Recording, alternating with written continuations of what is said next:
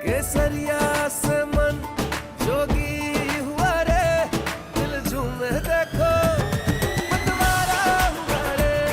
केसरिया से मन जोगी हुआ। हर पल मनाओ केसरी त्योहार। विमल, बोलो जुबान केसरी।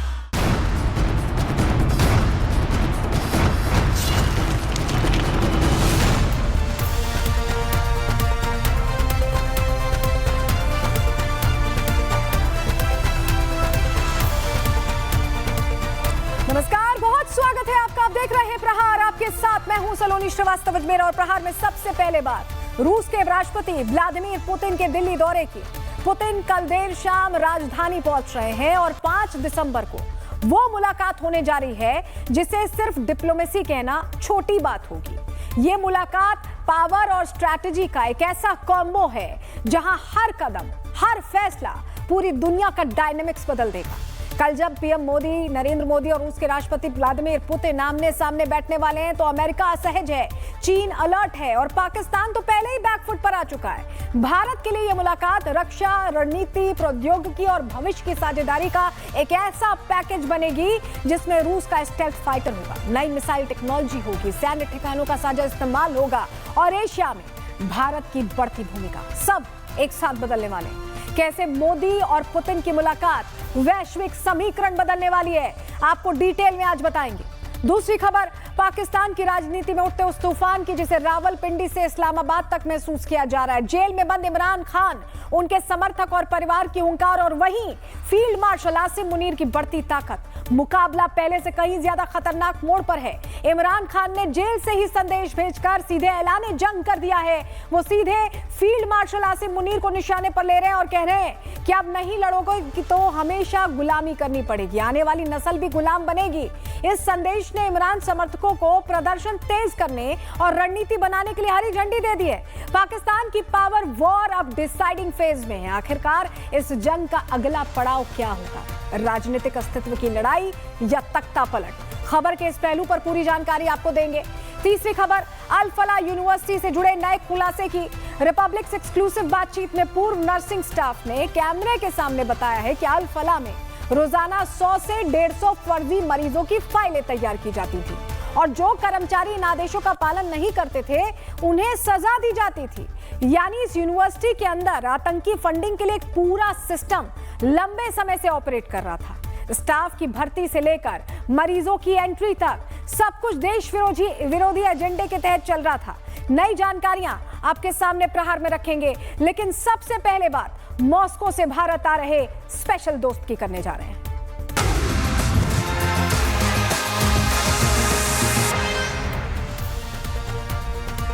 तो चलिए प्रहार की शुरुआत करेंगे। सबसे पहले बात करेंगे मॉस्को से भारत आने वाले स्पेशल दोस्त की। अब से 24 घंटे बाद पुतिन भारत की सरजमी पर होंगे जहां दोस्ती का नया अध्याय लिखा जाएगा।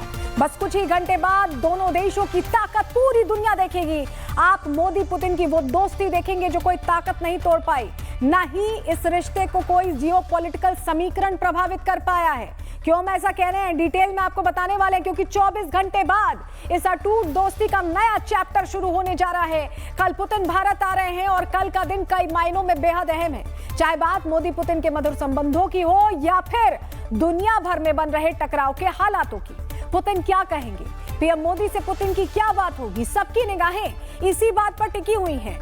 मोदी पुतिन की दोस्ती की मिसाल दुनिया देती है। इन सुपर पावर्स के बीच काफी समानता है। चलिए आपको ग्राफिक्स के जरिए फटाफट बता देते हैं। देखिए, दोनों नेता हम उम्र हैं, संघर्ष से शिखर तक का सफर दोनों ने तय किया। जबरदस्त व्यक्तित्व वाले दोनों नेता हैं, केमिस्ट्री इनकी लंबी रही है और दोनों ही स्थिर लीडरशिप वाले नेता हैं। कट्टर राष्ट्रवादी छवि दोनों नेताओं की रही है। रक्षा में आत्मनिर्भरता पर जोर इन दोनों नेताओं ने दिया और बहुत ऊंची लोकप्रियता है, चाहे पुतिन की चाहे प्रधानमंत्री नरेंद्र मोदी की। सांस्कृतिक पहचान को बढ़ावा देना दोनों का लक्ष्य रहा है। विपक्ष को इन्होंने कमजोर किया और एक दूसरे के बहुत बड़े फैन भी, प्रशंसक भी हैं दोनों। अब जब दोनों महाशक्तियां मिल रही होंगी तो लोगों की नजरें इस बात पर रहेगी कि दोनों देशों के बीच डील क्या होगी। रूसी राष्ट्रपति व्लादिमीर पुतिन ने अपनी आगामी भारत यात्रा से पहले स्पष्ट कर दिया, क्लियर कर दिया है कि वो प्रधानमंत्री नरेंद्र मोदी के साथ भारतीय आयात बढ़ाने पर विशेष रूप से चर्चा करेंगे, जिससे भारत और रूस के बीच आर्थिक संबंध और गहरे हों उन्होंने ये भी कहा है कि मॉस्को भारत और चीन जैसे प्रमुख साझेदारों के साथ अपने संबंधों को मजबूत करना चाहता है। यानी मैसेज उन्होंने क्लियर कर दिया है कि वो बहुत प्रोडक्टिव माइंडसेट के साथ आ रहे हैं और जब मुलाकात होगी तो बहुत सारी डील्स ऐसी होने वाली हैं। पुतिन के भारत दौरे पर पहले बड़ी डील का ऐलान हो चुका है। उससे पहले ही रूसी आयातकों को भारतीय व्यवसाय से जोड़ने को लेकर क्रेमलिन प्रवक्ता ने क्या कहा है, पहले वो सुनवा रहे हैं आप। We want to buy more from India, and during the visit of the president, of our president, actually, even I think one day prior to the visit, there will be a congress, a forum of importers. So, and this will be an event in order to pursuing a goal to discuss the possibilities of increasing imports from India to Russia. So businessmen from both countries will be meeting together. Russia Bharat से क्या क्या आयात कर सकता है, किन किन चीजों पर डील कर सकता है, आपको ग्राफिक्स के जरिए फटाफट बता देते हैं। देखिए दवाइयां, जेनेरिक मेडिसिन यहां पर जोर रहने वाला है। कृषि उत्पाद जैसे चावल, फल, सब्जी, मसाले, रक्षा उपकरण की बात करें तो ब्रह्मोस S-400 पार्ट्स, इसके अलावा वस्त्र, रसायन, मशीनरीज, इन तमाम चीजों पर आयात हो सकता है। वहीं पुतिन का भारत दौरा भारतीय वायुसेना के लिए एक ऐतिहासिक मौका है। रूसी राष्ट्रपति व्लादिमीर पुतिन के इस 2 दिवसीय दौरे पर सुखोई 57 स्टील्थ फाइटर जेट्स की डील हो सकती है। दुबई एयर शो में 2025 में रूस ने भारत को पूरी तकनीक ट्रांसफर करने का वादा किया है, जिनमें इंजन, सेंसर, स्टील्थ मटेरियल सब कुछ शामिल है। तो इससे जुड़ी डील हो सकती है। सुखोई 57 को लेकर भारत रूस के बीच क्या बातचीत संभव है, इसकी खासियत क्या है, वो भी फटाफट जान लेते हैं। देखिए जेट के सह उत्पादन पर, प्रोडक्शन साथ में करने पर बातचीत हो सकती है। प्रौद्योगिकी ट्रांसफर पर बात होगी, टेक्नोलॉजी ट्रांसफर पर। सबसे एडवांस्ड लड़ाकू विमान है ये, नए समझौते पर बातचीत संभव है। स्टेल्थ तकनीक पर ये डिजाइन तैयार है और ऐसे में ये बहुत मजबूत है। स्टेल्थ रडार में कम दिखता है, इसका मतलब आप समझिए अनआइडेंटिफाइड है। आफ्टर बर्नर बिना मार्क 1.6 सुपर क्रूज, इसको लेकर बातचीत है। हवा में 360 डिग्री तक घूम सकता है ये विमान। अधिकतम स्पीड माक 2 यानी 2600 किलोमीटर प्रति घंटे की है। आप समझ रहे हैं कितनी तेज रफ्तार है। अंदर छिपाकर मिसाइल ले जा सकता है ये विमान। दुश्मन को 400 से ज्यादा किलोमीटर दूर से ही देख लेता है, स्पॉट कर लेता है। ड्रोन के साथ टीम में भी उड़ सकता है। तो ये विमान जब भारत के पास आएगा, सुखोई 57, तो और ताकत बढ़ जाएगी भारतीय वायुसेना की। वहीं भारत दौरे से पहले रूसी राष्ट्रपति व्लादिमीर पुतिन ने यह संकेत दे दिए हैं कि भारत के साथ उनके व्यापारिक संबंधों में कमी नहीं आने जा रही है। उनका यह बयान अमेरिकी राष्ट्रपति डोनाल्ड ट्रंप को बहुत खटक रहा है, उनके कहीं ना कहीं उन्हें काट रहा है, जिसमें वो कई बार कह चुके हैं कि भारत अगले कुछ महीनों में रूस के साथ तेल के व्यापार को घटाने वाला है। लेकिन पुतिन तो कुछ और कह रहे हैं। व्लादिमीर पुतिन की ओर से दिए गए बयान ने साफ कर दिया है कि भारत रशिया के बीच ट्रेड बढ़ने वाला है और इसका फायदा भारतीय अर्थव्यवस्था को जरूर होगा और ये बुरा लगेगा अमेरिका को। टैरिफ को लेकर बताएं राष्ट्रपति पुतिन ने क्या कहा है, आने से पहले वो सुन लीजिए। Risks, and the Indian people will look at what decisions are made by the political leadership and never accept any humiliation before anyone. And also I know Prime Minister Modi, he will never take any steps of the kind. Putin का यह बयान Trump के भारत पर लगाए गए tariffs और रूस और भारत के ऊर्जा सौदों के संदर्भ में है, जहां वो भारत के आत्मसम्मान और प्रधानमंत्री मोदी की नीतियों का समर्थन करते हुए दिखाई देते हैं। वहीं पुतिन के भारत दौरे पर S-400 को लेकर भी बड़ी डील की जाएगी। S-400 को लेकर दोनों देशों के बीच क्या डील होगी, चलिए ग्राफिक्स के जरिए आपको फटाफट बता देते हैं। नए सिस्टम खरीदने पर बातचीत होगी। S-400 वही आपको याद होगा जब ऑपरेशन सिंदूर के दौरान पाकिस्तान ने हमारे ऊपर अटैक करने की कोशिश की थी, तो इसी S-400 डिफेंस सिस्टम ने हमारा बचाव किया था। तो ऐसे में इस पर डील बहुत इंपॉर्टेंट है हमारे आपके लिए भी। संयुक्त रूप से विकसित करने पर इसको चर्चा होगी इस बार, और 5 अतिरिक्त S-400 मिसाइल सिस्टम्स की खरीद की बात है। भारत को 5 में से 3 S-400 की डिलीवरी मिल चुकी है। अगले 2 साल में S-400 की और तैनाती बढ़ाई जाएगी। S-500 को लेकर यानी S-400 के एडवांस वर्जन को लेकर भी बातचीत हो सकती है। वहीं रूस की संसद के निचले सदन स्टेट ड्यूमा ने मंगलवार को भारत और रूस के बीच हुए एक सैन्य समझौते RALO को मंजूरी दे दी है। यह समझौता इस साल 18 फरवरी को भारत और रशिया के बीच किया गया था और पिछले हफ्ते रूसी प्रधानमंत्री मिखाइल मिशतोन ने इसे संसद में मंजूरी के लिए भेजा था। तो आने से पहले मंजूरी दे दी गई है। वहीं भारत और रशिया के बीच हुआ सैन्य समझौता रेलो है क्या, इसे ग्राफिक्स के जरिए थोड़ा आपको बता देते हैं। क्या समझौता है, क्या फायदा मिलने वाला है। दोनों देशों के सेनाओं के बीच ये बड़ा एग्रीमेंट हुआ है। दोनों देश यानी रशिया और इंडिया एक दूसरे के सैन्य बेसिस का इस्तेमाल कर सकेंगे। विमान और युद्धपोत, ईंधन भरने, ठहरने आदि के लिए इनका उपयोग हो सकेगा। खर्च बराबर उठाया जाएगा और बाकी लॉजिस्टिक सुविधाओं का भी इस्तेमाल किया जा सकेगा। तो सहयोग बढ़ाने पर यह समझौता है जिसको हरी झंडी अब मिल चुकी है और बस कुछ ही घंटे में पुतिन भारत पहुंच जाएंगे, जिसे लेकर सुरक्षा एजेंसियां अलर्ट मोड पर हैं। पुतिन की यात्रा के लिए जिस तरह की तैयारियां की जाती हैं, उससे पुतिन की छवि और रहस्यमयी लगती है। आपने सुना होगा ना कि ब्रीफकेस लेकर आते हैं, कुछ उनका अलग चल रहा होता है। उसी से जुड़ी जानकारी अब आपको दे रहे हैं, क्योंकि रिपोर्ट्स के मुताबिक पुतिन का खाना बहुत सीक्रेट तरीके से तैयार होता है। वो जो कुछ भी खाते हैं उसकी जांच की जाती है। क्यों हम ऐसा कह रहे हैं, कैसे जांच होती है, जरा आपको बता देते हैं। दावा किया जाता है, बताया जाता है कि पुतिन अपने साथ एक पोर्टेबल लैब लेकर चलते हैं। इस पोर्टेबल प्रयोगशाला में जो खाना उन्हें परोसा जाता है उसकी जांच होती है। किसी भी देश में पुतिन अपने शेफ का बना ही खाना खाते हैं, ये भी कहा गया है। पुतिन के लिए खाने का सामान और पानी रशिया से आता है। यहाँ तक कि पुतिन अपने साथ पोर्टेबल टॉयलेट लेकर भी चलते हैं। सब कुछ तैयारी के साथ पुतिन चलते हैं। वहीं पुतिन जहां भी जाते हैं वहां सुरक्षा का ऐसा घेरा होता है कि कोई हाथ नहीं लगा सकता। कुछ ऐसा ही सुरक्षा का घेरा पुतिन के भारत दौरे को लेकर भी बनाया गया है। वैसे तो पुतिन 4 दिसंबर को आएंगे, यानी कल आएंगे, लेकिन उससे पहले ही वो जहां जहां जाएंगे वहां चप्पा चप्पा खंगाला जा रहा है। पुतिन दुनिया की सबसे शक्तिशाली हस्तियों में से एक हैं। वो रूसी खुफिया एजेंट, केजीबी के एजेंट भी रहे हैं और ऐसे में अपनी सुरक्षा को लेकर वो खुद भी बेहद सतर्क रहते हैं। पुतिन के हर दौरे में उनकी सिक्योरिटी टीम साई की तरह उनके साथ रहती है और छोटी सी छोटी चीज का सिक्योरिटी चेक भी किया जाता है। जब पुतिन विदेश यात्रा पर जाते हैं तो क्या क्या व्यवस्था होती है, आपको ग्राफिक्स के जरिए बता देते हैं, क्योंकि उनके साथ 100 सिक्योरिटी ऑफिसर्स रहते हैं। ये ऑफिसर्स रूस के फेडरल प्रोटेक्टिव सर्विसेज के होते हैं। यात्रा में 1 महीने पहले ही एडवांस सिक्योरिटी टीम आ जाती है, यानी अगर दिसंबर में आना है तो नवंबर में टीम आ जाती है और उस होटल की जांच की जाती है जहां उन्हें जाना होता है। मीटिंग पॉइंट की जांच की जाती है जहां पुतिन को जाना होता है। इन टीम्स में एफएसबी इंटेलिजेंस सर्विस के सदस्य होते हैं। तो तैयारी बहुत पहले से शुरू हो जाती है। पुतिन के इस दौरे से भारत रूस के संबंध और मजबूत होंगे, मतलब दोस्ती का 3rd फ्रंट खुल चुका है। दोनों देशों के बीच बड़ी डील की उम्मीद की जा रही है। जैसा हम आपको बता रहे हैं, भारत रशिया के बीच कौन कौन सी डिफेंस डील जो बहुत इंपॉर्टेंट है हो सकती है, ग्राफिक्स के जरिए आपको बता देते हैं। सुखोई 57 जिसका जिक्र हम कर रहे थे, स्टील फाइटर जेट, इसकी तकनीक ट्रांसफर के साथ साथ S-500 air defence system Bharat इस पर बात कर सकता है। S-400 के 5 और अतिरिक्त रेजिमेंट को लेकर बात हो सकती है। ब्रह्मोस 2 हाइपरसोनिक मिसाइल को लेकर भी समझौता संभव है। T-14 अमाटा टैंक का सह विकास यानी 7 में से बनाने को लेकर डील हो सकती है। तो ये रक्षा समझौते जो भारत को और मजबूत बनाने वाले, इन पर इस विजिट में पुतिन की चर्चा होगी। पुतिन के भारत आने पर उनसे कई देश ऐसा लग रहा है कि इस यात्रा से घबरा गए, खास तौर से ट्रंप, जिनके माथे पर चिंता की लकीर खिंच गई है। पश्चिमी देशों की नींद हराम हो गई है क्योंकि भारत और रशिया की ये दोस्ती उन्हें पसंद नहीं आ रही, उनके अंदर उथल पुथल हो गई है।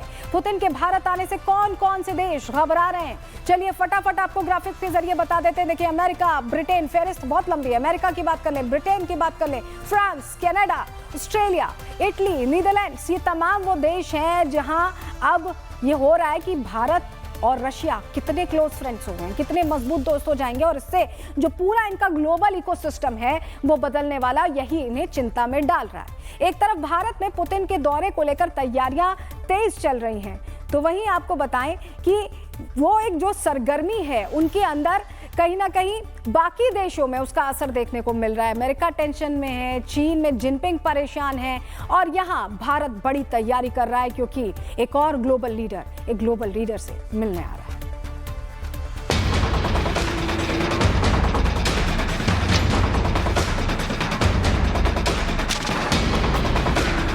भारत दुनिया के मंच पर एक बार फिर इतिहास लिखने जा रहा है। कल दिल्ली में जब मोदी और पुतिन आमने सामने बैठेंगे तो सिर्फ हाथ नहीं मिलेंगे, रणनीति की दिशा बदलेगी, ताकत की परिभाषा बदलेगी और हिंदुस्तान की सैन्य क्षमता नई छलांग लगाएगी। कल की मुलाकात सिर्फ एक कूटनीतिक बैठक नहीं, ये 2 वैश्विक शक्तियों की दोस्ती की ऐसी मिसाल बनेगी जिसे पूरी दुनिया अपनी स्क्रीन पर लाइव देखेगी। भारत के लिए ये दिन सैन्य डील, स्ट्रैटेजिक पार्टनरशिप और नए शक्ति संतुलन का ऐतिहासिक क्षण बनेगा। रूसी राष्ट्रपति व्लादिमीर पुतिन के भारत आगमन से पहले सुरक्षा एजेंसियों ने अब तक की सबसे उच्च श्रेणी की वीवीआईपी सुरक्षा का ब्लूप्रिंट तैयार किया है। पुतिन, जिनके विमान को दुनिया में आसमान में उड़ता किला कहा जाता है, उनके साथ सड़क मूवमेंट के लिए सुरक्षित लिमोजीन से लेकर भोजन और संचार व्यवस्था तक के लिए रूस अपनी पूरी टीम और उपकरण भारत ला रहा है। भारत आने पर पुतिन फोर्ट्रेस सिक्योरिटी पर रहेंगे। पुतिन की यात्रा का पूरा प्लान तैयार है। पुतिन कल शाम 6 बजे दिल्ली पहुंच सकते हैं। रात में पीएम नरेंद्र मोदी के साथ डिनर होगा। सुबह 9:15 बजे राष्ट्रपति भवन में औपचारिक स्वागत होगा। पुतिन राजघाट जाकर राष्ट्रपिता महात्मा गांधी को श्रद्धांजलि देंगे। हैदराबाद हाउस में वार्षिक समिट में हिस्सा लेंगे। भारत मंडपम में भारत रूस फोरम की बैठक होगी। राष्ट्रपति भवन में प्रेसिडेंशियल बैंक्वेट होगा। उसके बाद पुतिन रूस के लिए रवाना होंगे। वहीं भारत के दौरे पर आ रहे रूसी राष्ट्रपति व्लादिमीर पुतिन ने बड़ी डील्स के संकेत दिए हैं। एक कार्यक्रम में पुतिन ने भारत के साथ व्यापार पर बात की है। उन्होंने साफ किया है कि भारत रूस के बीच ट्रेड बढ़ने वाला है और इसका फायदा भारतीय अर्थव्यवस्था को जरूर होगा, जिससे दुश्मन देश जल गए हैं। खासकर ट्रंप को इस मोदी पुतिन की दोस्ती से भारी नुकसान होगा। पुतिन ने कहा है, भारत दौरे पर मोदी से नए प्रोजेक्ट्स पर बात होगी। ऊर्जा, उद्योग, अंतरिक्ष, कृषि में सहयोग बढ़ेगा। भारतीय सामान रूस में ज्यादा आएगा। भारत चीन दोनों के साथ संबंध नई ऊंचाई पर पहुंचेंगे। पिछले 3 साल में व्यापार बहुत बढ़ा है और बढ़ाएंगे। पश्चिम को चेतावनी, भारत के लिए रूस बाजार खोलेगा। अमेरिका शुल्क लगा रहा है, रूस रास्ता देगा। पुतिन के इस ऐलान से ट्रंप की नींद हराम हो गई है। वहीं रूस की संसद के निचले सदन स्टेट ड्यूमा में भारत और रूस के बीच हुए एक सैन्य समझौते रिलो को मंजूरी दे दी गई है। इसके तहत दोनों देशों की सेनाएं एक दूसरे के मिलिट्री बेस, फैसिलिटीज और संसाधनों का इस्तेमाल और एक्सचेंज कर सकेंगी। पुतिन के दौरे के लिए खास तैयारियां की गई हैं। पुतिन दिल्ली में सीक्रेट जगह रुकेंगे। इसका ब्यौरा सार्वजनिक नहीं किया गया है। दिल्ली मल्टीलेयर सिक्योरिटी के घेरे में रहेगी। राजधानी के ज्यादातर इलाकों में स्वाट टीम होगी। Anti terror squad, quick action teams तैनात रहेंगी। रूस की एडवांस सिक्योरिटी और प्रोटोकॉल टीम के 50 से ज्यादा मेंबर दिल्ली पहुंच चुके हैं। पुतिन की इस यात्रा में सबसे ज्यादा फोकस डिफेंस समझौते पर रहेगा। रूस पहले ही कह चुका है कि वो भारत को अपना सुखोई 57 स्टेल्थ फाइटर जेट देने के लिए तैयार है। ये रूस का सबसे एडवांस लड़ाकू विमान है। इसके अलावा भविष्य में S-500 पर सहयोग, ब्रह्मोस मिसाइल का अगला वर्जन और दोनों देश की नौसेनाओं के लिए मिलकर वॉरशिप बनाने जैसी योजनाओं पर बातचीत होने की उम्मीद है। भारत के साथ दोस्ती को लेकर पुतिन ने साफ तौर पर कहा है कि उनके बीच कई वर्षों से गहरी दोस्ती और रणनीतिक साझेदारी है, जो लगातार मजबूत हो रही है। अब दुनिया की निगाहें टिकी हैं उस ऐतिहासिक लम्हे पर जब भारत और रूस की दोस्ती नए अध्याय में कदम रखेगी।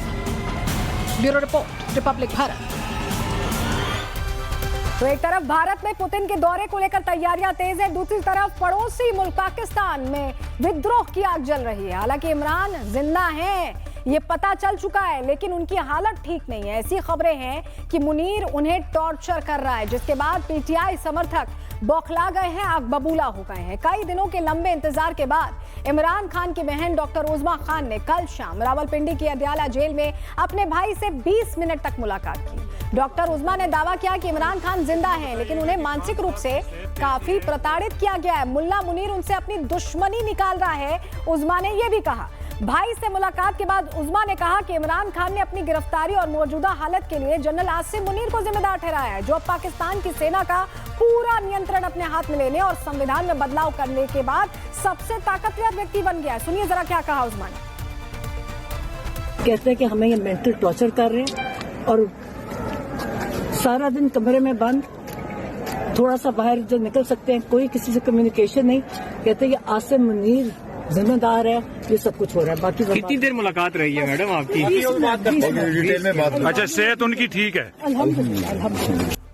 इस मुलाकात में इमरान खान और उज़मा के बीच क्या क्या बात हुई है, आपको ग्राफिक्स के जरिए फटाफट बता देते हैं। देखिए, मौत की अफवाहों के बीच ये मुलाकात हुई। 20 मिनट तक भाई बहन के बीच बातचीत चली है। इमरान जिंदा है, ये पता चल गया है। तबीयत उनकी बेहतर है। अदयाला जेल में इमरान को अकेले रखा गया है, ये इमरान ने बताया है। न कमरे से निकलने दिया जाता है, न किसी से मिलने दिया जाता है। मानसिक रूप से टॉर्चर किया जा रहा है, दबाव बनाया जा रहा है। इमरान जेल में गुस्से में है और अलोकतांत्रिक सरकार के खिलाफ उन्होंने संदेश भेजा। 72 साल के इमरान 2 साल से जेल में कैद है। क्या संदेश है आगे प्रहार में आपको बताने वाले हैं, लेकिन इमरान की मानसिक प्रताड़ना के बारे में जैसे ही समर्थकों को पता चला, उन्होंने मुल्ला मुनीर के खिलाफ जंग का ऐलान कर दिया। वो प्रदर्शन करने के लिए सड़कों पर उतरे हैं। ये वो तस्वीर हम आपको दिखा रहे हैं।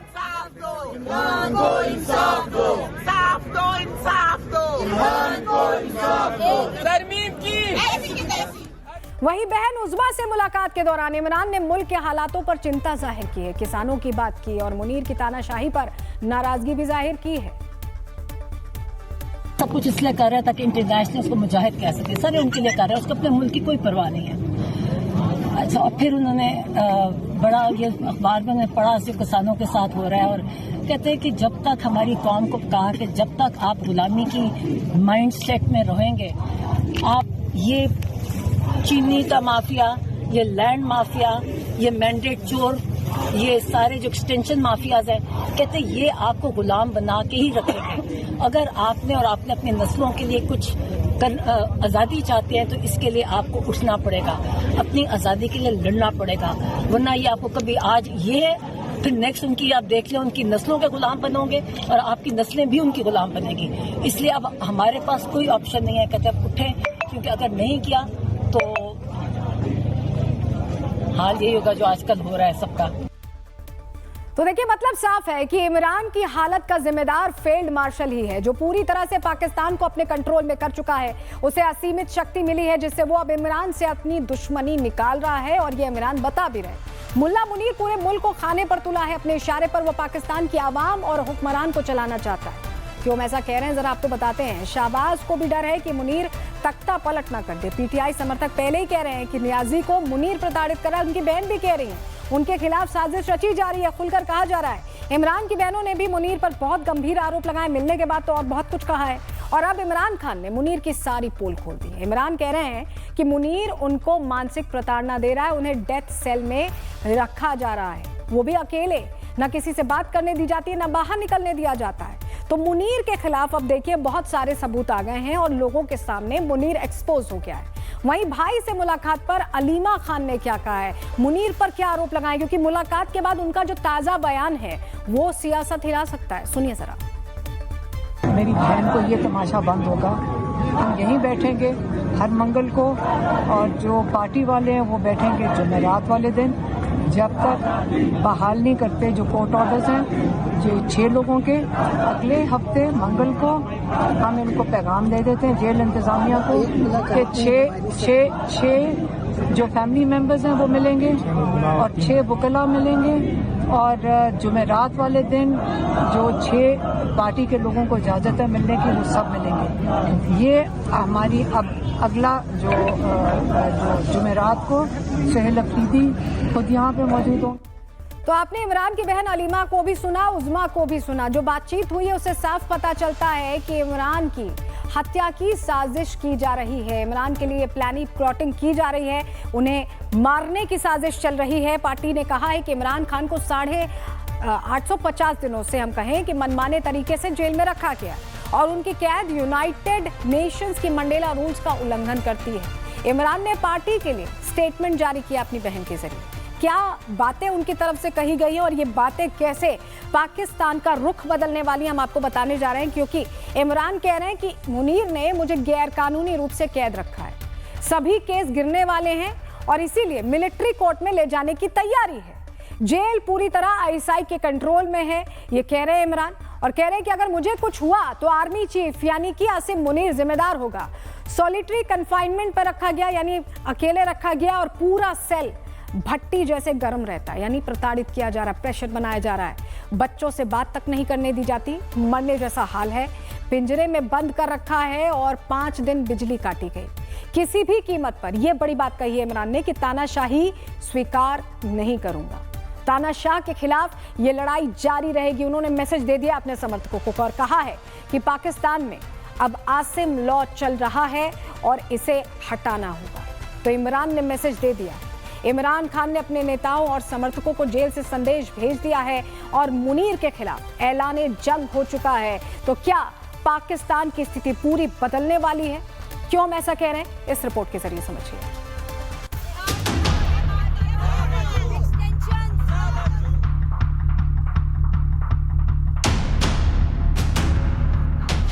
पाकिस्तान में सियासत का एक ऐसा तूफान उठा है जिसकी गूंज रावलपिंडी से इस्लामाबाद तक सुनाई दे रही है। और इस बवंडर के बीच अदियाला जेल का दरवाजा खुला और खुलते ही बाहर आया एक ऐसा सच जिसने पाकिस्तान की राजनीति को हिलाकर रख दिया। इमरान खान को लेकर पाकिस्तान में समर्थकों का गुस्सा उबाल मार रहा था। 4 हफ्तों से इमरान के परिवार को मुलाकात की इजाजत नहीं दी गई थी। पीटीआई समर्थक बीते कई दिनों से अदियाला जेल के बाहर थे और कल जब अल्टीमेटम खत्म होने वाला था तभी अचानक 20 मिनट की मुलाकात हुई। लेकिन अब यही 20 मिनट पाकिस्तान की राजनीति को हिला देने के लिए काफी हैं। मुलाकात के बाद उज़्मा खान बाहर निकली और उन्होंने जो कहा उसने पाकिस्तानी एस्टैब्लिशमेंट की नींद उड़ा दी है। कहते हैं कि हमें ये मेंटल टॉर्चर कर रहे हैं और सारा दिन कमरे में बंद, थोड़ा सा बाहर जब निकल सकते हैं, कोई किसी से कम्युनिकेशन नहीं। कहते हैं ये आसिम मुनीर जिम्मेदार है, ये सब कुछ हो रहा है। इमरान खान ने जेल से जो संदेश भेजा उसमें सीधे सीधे पाकिस्तान के सबसे ताकतवर शख्स फील्ड मार्शल आसिम मुनीर पर बड़े आरोप लगा दिए हैं। और आरोप इतने गंभीर हैं कि पाकिस्तान में नई लड़ाई शुरू होने से इनकार नहीं किया जा सकता। मुनीर के खिलाफ उन्होंने लड़ने का पैगाम दिया है। उन्होंने कहा है कि आप नहीं लड़ोगे तो हमेशा गुलामी करनी पड़ेगी। मुनीर आने वाली नस्ल को भी गुलाम बनाएगा। अगर वो कानून नहीं मान रहे तो जनता क्यों कानून माने। यानी इमरान ने मुनीर का नाम लेकर सीधे जंग का ऐलान कर दिया है। और जेल से इस ऐलान जंग के बाद इमरान समर्थक अब प्रदर्शन तेज करने की रणनीति पर काम कर रहे हैं। पाकिस्तान की पावर वॉर अब डिसाइडिंग फेज में आती दिख रही है। एक तरफ जेल में बंद इमरान है, दूसरी तरफ डगमगाती शहबाज सरकार और तीसरा मोर्चा फील्ड मार्शल स्तर की ताकत रखने वाले आसिम मुनीर ने संभाला हुआ है। सूत्रों का दावा है कि शरीफ ब्रदर्स भी मुनीर की बढ़ती ताकत से अलर्ट हैं और उसे एलिमिनेट करने के सीक्रेट प्लान पर काम कर रहे हैं। और इमरान की बहनों ने तो मुनीर के खिलाफ खुली जंग का ऐलान कर दिया है। तो अब हम जो हमारा अपना लाएमल ये है कि अब ये एक मेरी बहन को ये तमाशा बंद होगा। हम यहीं बैठेंगे हर मंगल को और जो पार्टी वाले हैं वो बैठेंगे जुमेरात वाले दिन, जब तक बहाल नहीं करते जो कोर्ट ऑर्डर्स हैं। इमरान पर हमले, परिवार का गुस्सा, मुनीर पर आरोप, शरीफ ब्रदर्स की बेचैनी और अदियाला जेल का अंधेरा, ये सब मिलकर पाकिस्तान की राजनीति को अब एक ऐसे मोड़ पर ले आ चुके हैं जहां हर अगला कदम देश को और गहरे संकट में ढकेल रहा है। Bureau report, Republic Bharat.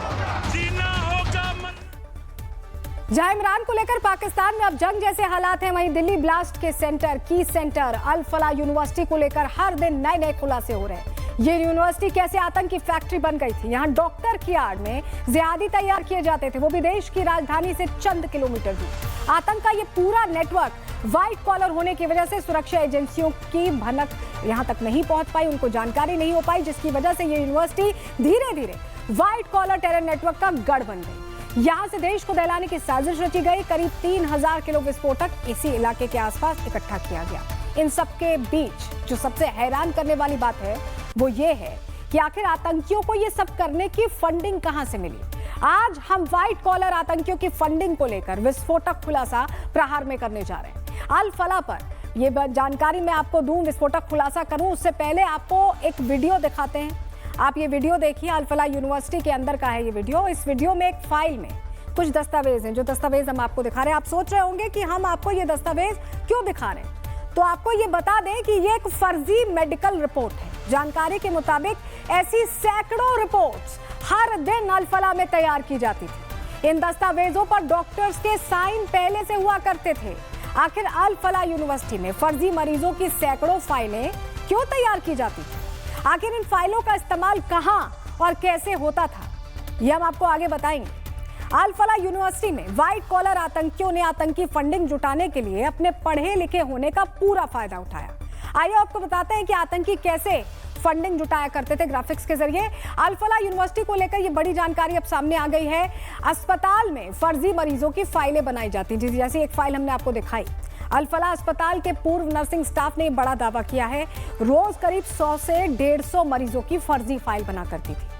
Management के निर्देश पर कर्मचारी ये फाइल तैयार करते थे। एक कर्मचारी पर 5 फाइल तैयार करने का दबाव था। अगर 30 कर्मचारी हैं शिफ्ट में तो आप समझ लीजिए। और जो आदेश नहीं मानता था उनकी सैलरी काट ली जाती थी। फर्जी फाइलों को लेकर कई सवाल भी उठ खड़े हुए हैं। क्या फर्जी फाइलों के जरिए ही ये सारा फंड जुटाया गया? क्या आतंकी फंडिंग के लिए ये फर्जी फाइलें बनाई गई? क्या आतंकियों ने पढ़े लिखे होने का फायदा उठाया और ये फाइलें बना के फर्जी मरीजों के जरिए पैसों की उगाही चली? अल फलाह यूनिवर्सिटी में फर्जी मरीजों की फाइलें बनाने का खुलासा करने वाले पूर्व नर्सिंग स्टाफ से हमारी टीम ने फोन पर बात की। सुनिए अल फलाह को लेकर वहां का पूर्व नर्सिंग स्टाफ कितने बड़े खुलासे कर रहा है और क्या क्या जानकारी दे रहा है। जो आपने काम करते है मेरे पास एविडेंस रखे हुए हैं। क्या एविडेंस है? वो फेक फाइल। अच्छा, किन की ये फेक फाइल होती थी? पेशेंटों की होती थी। मतलब किसी पर्टिकुलर रिलीजन की फेक फाइल पर स्टाफ 5 फाइल बनती थी पर नाइट में। अच्छा, मतलब हर एक स्टाफ को बोला जाता था कि वो रात में 5 फाइल बनाए। ऐसा कितने स्टाफ के साथ होता था? सभी स्टाफ जो नाइट ड्यूटी में था। अच्छा, तो एक रात में फिर कितनी फाइल बन जाती होंगी? 100 से 150 फाइल तो आराम से बन जाती है। और ये किसके कहने पर बनाने के लिए बोला जाता था? ये तो वहाँ का मैनेजमेंट की तरफ से था। आपने सर कब से कब तक काम किया है इसमें अल फलाह यूनिवर्सिटी में? ये तो मैंने जुलाई में से और अक्टूबर तक किया। तो कोई दबाव बनाते थे ये लोग फेक फाइल बनाने के लिए? हाँ, उसका तो था, उसमें प्रेशर देते थे स्टाफ के लिए। और अगर कोई नहीं बनाए तो फिर उसमें सैलरी इशू निकालते। हिंदू स्टाफ था, उनके साथ भेदभाव होता था? किया था, मैंने बताया भी था। एक दिन कुछ स्टाफ था वो वहाँ के लिए सपोर्ट करता था। कहाँ के लिए? पाकिस्तान के लिए सपोर्ट करता था। क्या नारेबाजी होती थी क्या कैंपस में पाकिस्तान? हंसी मजाक में कुछ ऐसे ही बोलते थे। पाकिस्तान की बड़ाई करते थे? हाँ। अच्छा, तो ये कौन, मतलब वहाँ के डॉक्टर से, जो लोकल डॉक्टर से? कौन नहीं, स्टाफ था। डॉक्टर से तो इतनी बातचीत नहीं थी। अच्छा, और ये स्टाफ कहाँ का रहने वाला था जो पाकिस्तान की बड़ाई करता था? आपने क्यों छोड़ा? मैंने तो मैनेजमेंट को देख के छोड़ा था। हो सकता है इनको जो ट्रस्ट में फंडिंग आती है उसके लिए तैयार करते हो। इसमें होगा 25-30% तो आराम से। और ये सब लोग मतलब पाकिस्तान की बड़ाई करते थे? तो थिंकिंग तो सबकी एक जैसी होगी जहाँ तक है। कभी नारेबाजी भी हुई पाकिस्तान को लेकर? तो वो जब वो मरा था ना डॉक्टर उमर, उसका शोक मनाया गया। कभी मुजम्मिल या उमर से या शाहीन से कभी आपकी मुलाकात हुई, कभी इंटरेक्शन हुआ? उमर ही देखा था, बाकी वो मुजम्मिल थे और शाहीन तो मैंने अब वो तो शायद हॉस्पिटल की नहीं थी। अच्छा। किसी और हॉस्पिटल की थी। लेकिन 3 महीने आपने काम किया तो आपको थोड़ा अटपटा लगा वहाँ पर कि कश्मीरियों का तो मैनेजमेंट देख के बहुत वैसा लगा कि ऊपर से नीचे तक मैनेजमेंट सारा ही ऐसा, कोई सुनने वाला नहीं किसी के साथ में कुछ होता है। तो सुना आपने, दिल्ली एनसीआर की एक यूनिवर्सिटी में इतना कुछ हो रहा था लेकिन किसी को भी शक नहीं हुआ, क्योंकि इन आतंकी नेटवर्क्स में डॉक्टर्स शामिल थे जिन्हें हमारे देश में भगवान का दर्जा दिया जाता है। अल फलाह यूनिवर्सिटी को लेकर एक और खुलासा हुआ है, जानकारी आपके सामने रख रहे हैं ग्राफिक्स के जरिए। डॉक्टर मुजम्मिल और डॉक्टर उमर फर्जी फाइलें बनवाया करते थे, इनके कहने पर बनती थी। हर कर्मचारी को 5 फाइल तैयार करने का टारगेट दिया जाता था और नकली फाइलों पर डॉक्टर्स के साइन पहले से हुआ करते थे। फाइल में केवल मेडिकल चार्ट नोट्स बनाए जाते थे और इन फाइलों में उन दवाइयों का रिकॉर्ड बनाया जाता था जो दवाइयां मरीजों के लिए इस्तेमाल ही नहीं होती थी। सुबह होते ही डॉक्टर फाइलें अपने साथ ले जाते थे। इन फाइलों का इस्तेमाल फंड जुटाने के लिए होता था। गरीबों के इलाज के नाम पर बाहर से फंड जुटाए जाते थे और इसका इस्तेमाल कहां हुआ ये हम सभी ने देखा। अल फलाह के पूर्व नर्सिंग स्टाफ से सुनिए कि आखिर कैसे उन पर दबाव डालकर फर्जी फाइलें तैयार करवाई जाती थी। सुनिए। फेक फाइलें बनाई जाती थी मरीजों की? जी सर, फेक फाइल का मुझे पर्पज नहीं पता, पर यह है कि जब अगर इसकी जांच होगी, अगर कोई एजेंसियां जांच करेंगी, अपना स्टाफ रख के, तो वो कर सकती हैं इसको। बाकी ये पर स्टाफ पे नाइट में 5 फाइल दी जाती हैं एनएस ऑफिस से। हाँ, अगर कोई स्टाफ नहीं करता है तो वो फोर्स करते हैं उसके लिए।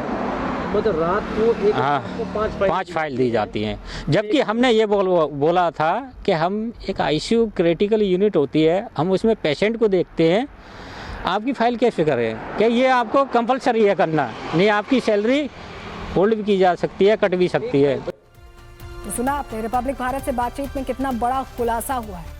अल फलाह यूनिवर्सिटी में आतंकी पाठ के साथ साथ हिंदुओं से नफरत का पाठ भी पढ़ाया जाता था। ये भी पता चला है हिंदू स्टाफ के साथ मुस्लिम कर्मचारी अक्सर भेदभाव किया करते थे। यहाँ तक कि कई बार मुस्लिम स्टाफ पाकिस्तान के नारे भी लगाते थे। जो जानकारियां नई सामने आई आपको बता देते हैं। अल फलाह में हिंदू स्टाफ से भेदभाव होता था। यूनिवर्सिटी का 80% स्टाफ मुस्लिम था, 20% हिंदू। इसमें से भी 35% स्टाफ और डॉक्टर्स कश्मीर से थे। नाइट ड्यूटी के वक्त स्टाफ पाकिस्तान पर चर्चा करता, बातचीत करता।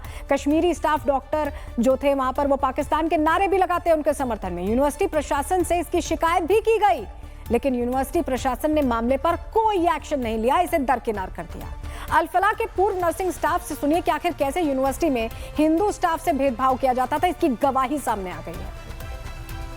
फेस्टिवल पे ज़रूर मुझे ऐसा लगा कि फेस्टिवल पे हर एक हॉस्पिटल में स्टाफ को एक मिठाई का डब्बा तो हर जगह मिलता है। किसी भी कंपनी में जाओ या किसी भी ऑर्गेनाइजेशन में तो वहाँ पे सबको दिया जाता है, जबकि स्टाफ को कुछ नहीं दिया गया था। कौन से त्योहार पे नहीं दिया गया?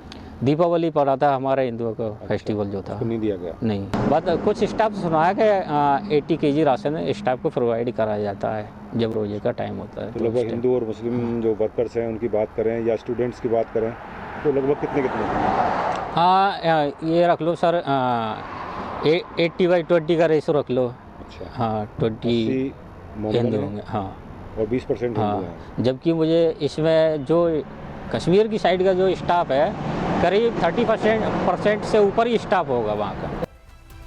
देखिए, आतंकी कनेक्शन अल फलाह का सामने आ गया, लेकिन अब वो अभिभावक परेशान हैं जिनके बच्चे इस यूनिवर्सिटी में वाकई पढ़ने गए थे, डॉक्टर बनने गए थे। अल फलाह के छात्रों के अभिभावकों में अब आक्रोश है। अभिभावकों ने केंद्र और राज्य सरकार को चिट्ठी लिखी है। अल फलाह मामले पर हाई लेवल कमेटी की उन्होंने मांग कर दी है। कमेटी में स्वास्थ्य विभाग हो, एनएमसी हो और विशेषज्ञ हो, ये मांग रखी गई है। कमेटी में अभिभावकों को शामिल करने की भी मांग है। कमेटी सुनिश्चित करे कि स्टूडेंट्स की पढ़ाई, प्रैक्टिस, इंटर्नशिप, रजिस्ट्रेशन पर कोई खतरा ना आए, क्योंकि वो तो पढ़ाई करने गए थे, आतंकी बनने थोड़ी गए थे। अभिभावकों को अपने बच्चों के भविष्य को लेकर चिंता है। अभिभावक बोल रहे हैं कि छात्रों को शक की नजर से देखा जा रहा है। ऐसे में उनके बच्चे को आगे परेशानियां झेलनी पड़ सकती हैं। बच्चे ना तो पढ़ाई कर पा रहे, ना ही सो पा रहे और उनकी डिग्री की भी टेंशन है। तो इसको लेकर कार्रवाई की मांग की गई है। आगे बढ़ रहे हैं, जहां एक तरफ टेरर मॉड्यूल को लेकर आए दिन नए खुलासे हो रहे हैं, वहीं देश में जिहाद को लेकर नया घमासान छिड़ चुका है। और अब यह विवाद एक ऐसे मोड़ पर पहुंच गया है जिसने हर किसी की नजरें खींच ली हैं। मदनी के भीतर उठी सनक ने स्कूलों के दरवाजे तक जिहाद को पहुंचा दिया है। हुआ क्या है बताते हैं। दरअसल मौलाना महमूद मदनी ने फिर से जहर उगला है। मदनी बोल रहे हैं कि जिहाद जरूर सिखाया जाना चाहिए, सभी को जिहाद के बारे में बताया जाना चाहिए। जमीयत उलेमाए हिंद के चीफ मौलाना महमूद मदनी ने कहा है कि ये कॉन्सेप्ट सभी धर्मों में है और सभी को उसके बारे में सिखाया जाना चाहिए। महमूद मदनी ने जिहाद पर 3 दिन में 3 बयान दिए हैं। चलिए आपको ग्राफिक्स के जरिए बताते हैं कैसे आग उगल रहे हैं, जहर उगल रहे हैं। 3 दिन में क्या क्या बयान दे दिए। 1 दिसंबर को क्या कहते हैं कि जब जब जुल्म होगा तब तब जिहाद होगा। 2 दिसंबर को नया बयान देते हैं, कहते हैं कि आतंकवादी फसादी हैं, हम जिहादी हैं। 3 दिसंबर को यानी आज फिर से बयान देते हैं, कहते हैं कि जिहाद स्कूलों के सिलेबस में होना चाहिए। इसी तरह के लोग हैं जो बच्चों के मन में, युवाओं के मन में जहर घोलते हैं। महमूद मदनी लगातार विवादित बयान देते आ रहे हैं और जब सवाल पूछे जाते हैं तो भाग खड़े होते हैं। रिपब्लिक भारत के सवालों से मदनी कैसे भागते दिखाई दिए हैं। जिहाद फैलाने वाले बयान पर जब उनसे सवाल पूछा गया तो कैसे बच रहे थे, जरा देखिए। सर आप कह रहे हैं सर स्कूलों में जो है जिहाद पढ़ाना चाहिए। सर आप कह रहे हैं सर स्कूलों में जिहाद पढ़ाना चाहिए। सर आपसे स्टेटमेंट, सर आपकी जो भी राय है उसकी बात करना चाह रहे हैं। सर आपकी जो राय है, आप कह रहे हैं सर स्कूलों में, एक सेकेंड छोड़ दीजिए।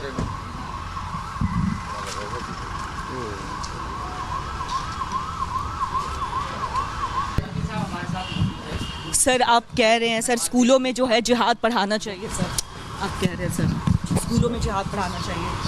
सर आपसे स्टेटमेंट, सर आपकी जो भी राय है उसकी बात करना चाह रहे हैं। सर आपकी जो राय है, आप कह रहे हैं सर स्कूलों में, एक सेकेंड छोड़ दीजिए। तो देखा आपने कैसे दरवाजा बंद किया है। मदनी साहब बोल नहीं रहे, लेकिन जब जिहाद की आग उगल रहे हैं तो समाजवादी पार्टी कैसे पीछे रह जाती।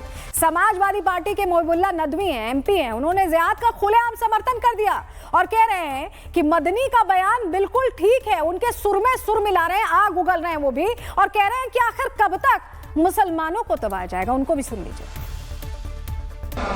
वक्फ अमेंडमेंट बिल जेपीसी कमेटी बनाई थी, जिसमें हमारी पार्टी ने पहले ही कहा था कि सरकार की नीयत और नीति दोनों ही सही नहीं है। 6 महीने का टाइम मिला। उम्मीद पोर्टल पे 30% ओनली वक़्फ जायदादों का, मदरसों का, मस्जिदों, कब्रिस्तानों का रजिस्ट्रेशन हुआ है। उस पर भी सर्वर डाउन चल रहा है और वो डेट खत्म हो गई है। 70% वक्फ जायदादों का रजिस्ट्रेशन नहीं हुआ है।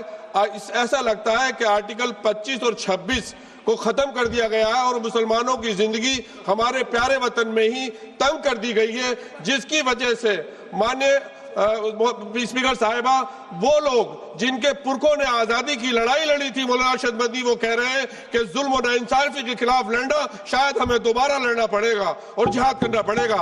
आखिर कब तक मुसलमानों को इस तरह से दबाया जाता रहेगा मुल्क में? मैडम, एक जुल्म की एक बर्दाश्त होती है और जब बर्दाश्त खत्म हो जाती है तो जुल्म। धन्यवाद। ऐसे ही लोग आग उगलते हैं और लोगों को भड़काते हैं। इन भड़काऊ लोगों से, इन भाईजानों से दूर रहिए। इनकी बातें हिंदू मुस्लिम कराती हैं, इनसे दूर रहने की जरूरत है। आगे बढ़ रहे हैं, आपसे जुड़ी खबर की अब बात कर लेते हैं। अगर आप भी अंडा, पनीर, खोया खाने के शौकीन हैं तो खबर आपके लिए है। आपको सावधान रहने की जरूरत है, क्योंकि यूपी टू गुजरात जहर का कारोबार चल रहा है। बाजार में खुलेआम नकली दूध, दही, अंडा, मक्खन सब कुछ बिक रहा है, जो आपकी सेहत को बिगाड़ सकता है और बहुत खराब कर सकता है। कौशाम्बी की तस्वीर सबसे पहले देखिए, जहां पर खाद्य सुरक्षा विभाग ने बड़ी कार्रवाई करते हुए जहर के कारोबार का पर्दाफाश किया। टीम ने छापेमारी के दौरान कई किलो नकली खोआ जब्त किया है और उसे नष्ट करवाया गया है। टीम को देखते ही मिलावटी खोआ बेचने वाले व्यापारी अपना सामान छोड़कर भाग खड़े हुए हैं। अब मुरादाबाद की तस्वीर भी दिखा देते हैं आपको, जहां पर भारी मात्रा में नकली पनीर और सिंथेटिक दूध बिक रहा था। अब इस नकली दूध, दही के बड़े खेल का खाद्य विभाग ने पर्दाफाश कर दिया है। ये लोग पैसे के लालच में लोगों की सेहत खराब करने पर आमादा हैं, जिस पर अब नकेल कैसे कसी जा रही है आप इस तस्वीर में देख रहे हैं। मिलावटखोरों का ये खेल यूपी से लेकर गुजरात तक चल रहा है। सूरत से नकली मक्खन जब्त किया गया है, कौशाम्बी से नकली खोया बरामद हुआ है। तस्वीर हम आपको दिखा रहे हैं। मुरादाबाद से नकली अंडे की खबर आई और अब नकली दूध और नकली पनीर भी बरामद किया गया। ये सभी चीजें लोगों की सेहत खराब कर रही हैं। पैसों का लालच लोगों के अंदर इतना बढ़ गया है कि जान सस्ती लगने लगी है। कम से कम ये तस्वीरें तो यही बता रही हैं। अब मुरादाबाद में मिला पनीर किन चीजों से बना था, इससे क्या नुकसान हो सकता है, क्या इस्तेमाल हुआ बनाने में, सब कुछ आपको ग्राफिक्स के जरिए फटाफट बता देते हैं। देखिए, ग्लेशियल एसिडिक एसिड इस्तेमाल किया गया, ये तेजाब से भी ज्यादा खतरनाक होता है। और सिंथेटिक बटर और ऑयल का इस्तेमाल किया गया, ये हार्ट के लिए खतरा है। नॉन डेयरी फैट्स का इस्तेमाल किया गया है, जो शरीर को नुकसान पहुंचाता है। ये इस तरह की चीजों का इस्तेमाल करके बनाए जा रहे हैं जो बहुत भारी और बहुत नुकसान पहुंचाने वाले हैं। यूपी से कई इलाकों में जहर का धंधा फल फूलता दिखाई दे रहा है। अभी कुछ दिन पहले ही मुरादाबाद से नकली देसी अंडा बनाने वाला एक फर्जी कारखाना पकड़ा गया था, उसकी तस्वीर भी आपको दिखा रहे हैं। अधिकारियों ने एक गोदाम पर छापा मारा और 80,000 से ज्यादा नकली अंडे बरामद किए गए, जिसमें हजारों अंडे रंगे हुए थे। मतलब हैरत वाली बात यह है कि जो अंडे लोग सेहत बनाने के लिए खाते हैं, वो लोगों की सेहत बिगाड़ सकते हैं। अब ये नकली अंडा बनाया कैसे जा रहा था, कैसे ये फर्जीवाड़ा किया जा रहा था, फटाफट आपको बताते हैं। चाय पत्ती का इस्तेमाल किया जा रहा था, कत्थे का इस्तेमाल किया जा रहा था, सिंदूर का पानी, सिंदूर में लेड होता है जो शरीर को नुकसान पहुंचाता है। इन सारी चीजों का इस्तेमाल करके नकली अंडा बनाया जा रहा था। आप पहचान कैसे करें, क्योंकि अगर आपके घर आ गया पहचान नहीं पाए तो आपका तो नुकसान पक्का है। आपको फटाफट बता देते हैं, क्योंकि पहचान जरूरी है। इसको पहचानने के लिए आपको देखना होगा, छिलका चमकदार या प्लास्टिक जैसा लग सकता है, मतलब नकली सा लगेगा। फोड़ने पर सफेदी बहुत जल्द फैलती है, चिपचिपा सा दिखता है। तलने पर जर्दी आसानी से नहीं फूटती, रबड़ जैसी रहती है।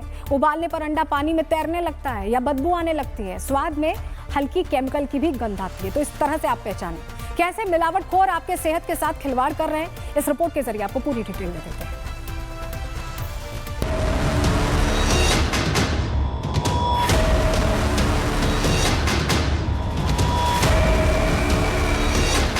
ये दूध, पनीर, मक्खन, खोया नहीं, ये वो जहर है जो लोगों को परोसा जाना था। सेहत बनाने के नाम पर इसे खाकर आपकी सेहत बिगड़ने वाली थी, लेकिन खाद्य विभाग की टीम ने मिलावटखोरों के मंसूबों पर पानी फेर दिया। खाद्य विभाग की टीम ने मुरादाबाद, कौशाम्बी में छापेमारी की। कौशाम्बी से बड़ी मात्रा में नकली खोया मिला, जो जमीन के नीचे दबाया गया था। वहीं मुरादाबाद में नकली दूध और पनीर मिला। ये जहर लोगों के घर पहुंचने वाला था। खाद्य विभाग ने इन सभी खाद्य पदार्थों को नष्ट कर दिया। कौशाम्बी में चरवा थाना क्षेत्र में जैसे ही खाद्य विभाग की टीम ने छापेमारी की, मिलावटखोर 1 क्विंटल 63 किलो खोया छोड़कर भाग गए। खोए की क्वालिटी खराब लगने पर उसे जब्त किया गया। सैंपल फेल होने पर नकली खोया नष्ट कर दिया गया। अधिकारियों का मानना है कि शादी के सीजन में नकली दूध, खोया, पनीर की डिमांड बढ़ जाती है और पैसों के लालच में व्यापारी नकली सामान बेचने लगते हैं। लेकिन ये नकली सामान हमारी जान के लिए आफत साबित हो सकते हैं और इंसान को जान माल का नुकसान हो सकता है। ये नकली सामान कैसे तैयार होते हैं वो समझिए। यूरिया से किडनी फेलियर हो सकता है, पेशाब में जलन महसूस हो सकती है, सूजन और लंबे समय में डायलिसिस की जरूरत पड़ सकती है। डिटर्जेंट पाउडर या साबुन के पाउडर का इस्तेमाल, इससे पेट में अल्सर, आंतों में छाले, दस्त और उल्टी की शिकायत हो सकती है। कैंसर का खतरा रहता है, लीवर डैमेज हो सकता है। कॉस्टिक सोडा का इस्तेमाल, इससे मुंह, पेट और आंत में जलन हो सकती है, गले में छाले पड़ सकते हैं, पाचन तंत्र पूरी तरह खराब हो सकता है, कैंसर का भी खतरा होता है। पाम ऑयल का इस्तेमाल, पाम ऑयल या वनस्पति घी का इस्तेमाल, इससे खराब कोलेस्ट्रॉल बहुत बढ़ सकता है। ग्रामीणों और पुलिस वालों के बीच हिंसक झड़प हो गई। इस झड़प में एसपी समेत करीब 2 दर्जन पुलिसकर्मी घायल हो गए हैं। तस्वीर हम आपको दिखा रहे हैं। यहाँ पर पथराव कर रहे हैं ग्रामीणों पर पुलिस ने जवाबी कार्रवाई करते हुए लाठीचार्ज किया, आंसू गैस के गोले दागे हैं। SCL के अमेरा कोयला खादान में विस्तार का विरोध कर रहे थे ग्रामीण, कुल्हाड़ी डंडे लेकर पहुंचे थे। ऐसे में झड़प बड़ी हो गई। यहाँ प्रहार में रुक रहे एक छोटे से ब्रेक के लिए, जल्द लौट रहे हैं। आप बने रहिए हमारे साथ, खबरों के साथ लौटते हैं।